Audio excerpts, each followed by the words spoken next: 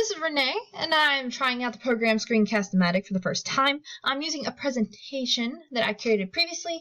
I'm not a medical expert or a scientist, but I would like to share the research that I have found, and this is for EDF 204. Everyone drinks water, and we all need it to survive. We think of water as being healthy and safe to drink, but what if the water we're drinking isn't as healthy or safe as we originally thought? We have been told that fluoride is safe and that it will give us healthier, stronger teeth. This is the justification for putting it in our drinking water, in our toothpaste, and in our food. We have been lied to, folks. I'm here to inform you that fluoride is a dangerous poison that has been added to our drinking water and food products. I'm going to tell you about how fluoride is unregulated, what it does to your body, and why it has been proven to be unnecessary. Alright, here's a letter. The Department of Health and Human Services. It was written by the CDC, the Centers for Disease Control, June 2015. This is a statement on the evidence supporting the safety and effectiveness of community water fluoridation. If I could draw your eyes down to the red circle here. Community water fluoridation is the controlled addition of a fluoride compound to a public water supply to achieve a concentration optimal for dental care prevention. The optimal concentration for dental care prevention is 0.7 to 1.2 parts per million in the water supply, and that data came from the American Dental Association. Alright, this is important. You can read this letter, you can pause it, you can read it on your own, and now I'm going on. Alright. Keep that in mind as I talk about this. Fluoride's everywhere. We have it in our toothpaste, in infant formula, in all the soft drinks and juices that we buy, in bottled water that's not spring water. Spring water is a little bit better. In your tap water, and of course in your mouthwashes. Teflon pans, the non-stick pans, they also contain fluoride, and whenever you cook with them, they release more fluoride into your food. And you cannot boil fluoride out of your water. Whenever you boil it, it actually concentrates fluoride. Now, as I was said, that the optimal concentration is 0.7 to 1.2 parts per million. That was given by the American Dental Association. Well, the maximum contaminant level given by the EPA, see this is the EPA website, the maximum contaminant level for fluoride that is enforced is 4 milligrams per liter or 4 parts per million. And this is based on the best available science to prevent potential health problems by the EPA. This is enforceable. They cannot go over it. But if you look down here in the second circle, the EPA has a secondary standard for fluoride, and it's set at 2 parts per million in the water supply. This isn't enforceable. See right here, secondary standards are non-enforceable guidelines regulating contaminants that may cause cosmetic effects such as skin or tooth discoloration or aesthetic effects such as taste, odor, or color in drinking water. The EPA recommends secondary standards to water systems but does not require water systems to comply. Remember, I said that the optimal concentration given by the American Dental Association is 0.7 to 1.2. 2 parts per million is bigger than 1.2, and that's not even enforceable. And the maximum level is 4 parts per million.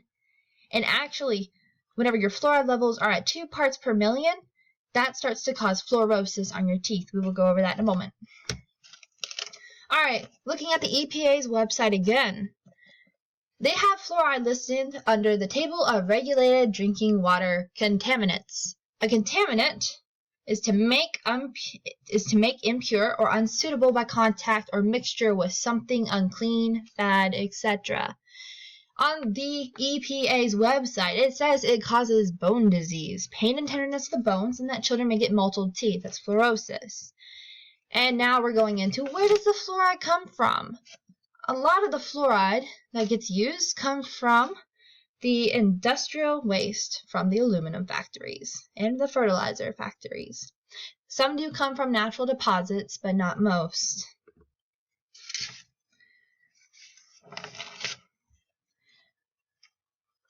Now, we need to go ahead and define a drug here.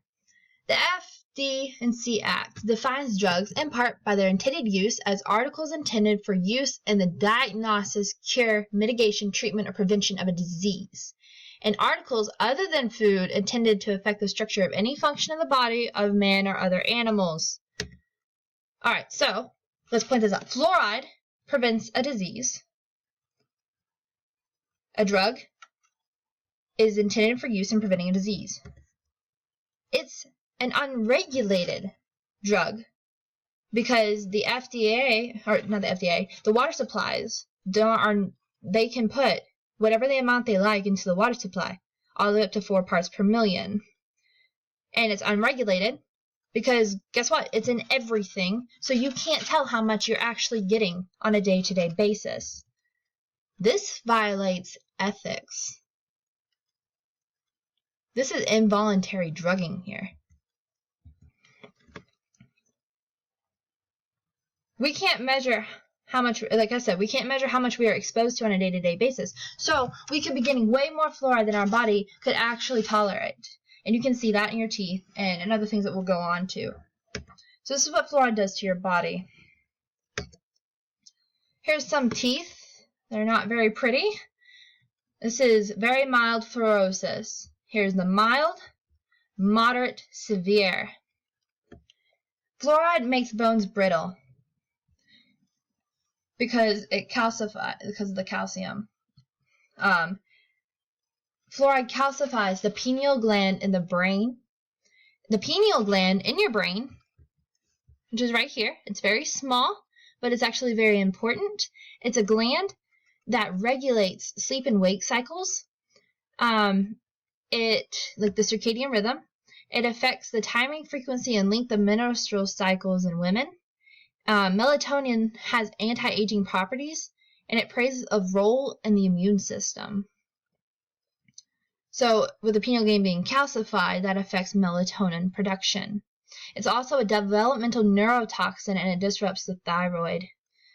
According to our daily dose, the video, fluoride is dangerous to the development. Fluoride is dangerous to the development of the brain, and according to an article from Natural News, that's where fluoride calcifies the pineal gland.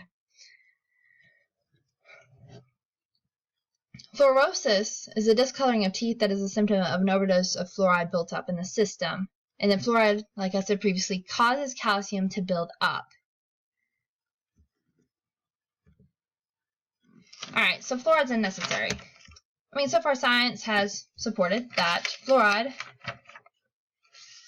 or science does not support the mass fluoridation of the population. Study shows that there is a decrease in IQ points between fluoridated and non-fluoridated participants. Dr. McCullough, he was a very good doctor. You can look him up. Said that the countries that don't fluoridate and the countries that do they both have a decrease in the amount of their tooth disease. Here is an introduction of fluoridated water and fluoridated toothpaste and the tooth decay rate of 5-year-old children in New Zealand. As you can see, this is before 1930, 1940, 1950, 1960, fluoride started being introduced into the population. But as you can see, it was already steadily starting to go down. And whenever the fluoride hit, it didn't change that much on how fast it went down. You can see here tooth decay trends in fluoridated and non-fluoridated countries. Your non-fluoridated are the blue lines, your fluoridated are the pink lines, and as you can see, they're all going down at about the same rate. I mean, like, you have a few outliers, but they're all going down. So obviously the fluoride doesn't do anything. And a list of your countries that don't fluoridate is Austria, Belgium, Denmark, Finland, France, Germany, Greece, Iceland, Italy, Luxembourg, Netherlands, Northern Ireland, Norway, Portugal, Scotland, Sweden, Switzerland, and 90% of both the United Kingdom and Spain, basically. If you have any questions, go do some more research. You can learn more. You can go to fluoridealert.org. My sources are listed on the next slide. And in conclusion, Fluoride is a dangerous poison. It's been added to our water supply. We have been exposed to chemicals, heavy metals, and toxins every day. In order to minimize your body's exposure and to be healthier, do your own research, because I promise you, there's a lot more out there. This is the world we live in, and fluoride is one of the many problems we face. What kind of health conditions are we going to pass down to the generations after us because we didn't care?